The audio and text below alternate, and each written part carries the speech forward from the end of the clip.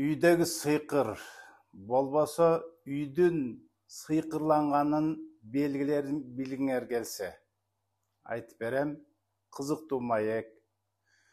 Бизге каттап койгула, катта калганыңар башкалар менен бөлүшүп койгула, жакшынакай лайк басып койгула, көптөр билсин, уксун. Анткени үйдүн сыйкыры жөнүндө айтып берем. Ал сыйкырланган үйдү кантип билебиз? Ал үйгө келген адам өзүн кыйын оор сезип баштайт. Башы ооруй берет. Өзүнчө уктасы келип эле шалдырап калган үй сыйкырланган. Андан тышкары ошол үйдөгүлөр ооруганын көрөсүңөр. Онкология оору кийин балдарынан, башкаларынан табылган белгисиз бир оорулардын көйө бергенин билесиңер.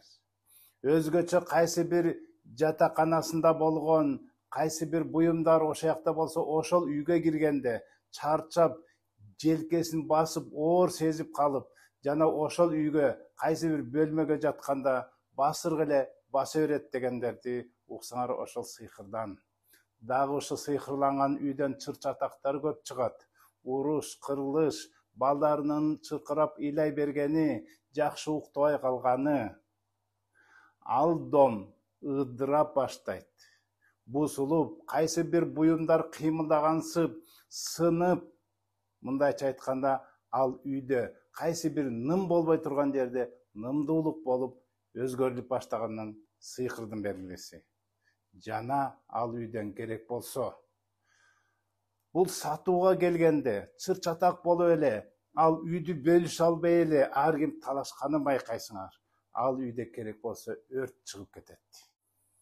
Жада калса, ал үйдө өсүп жаткан жакшынакай гүлдөр, өсүмдүктөр куурап баштаганын байкайсыңар.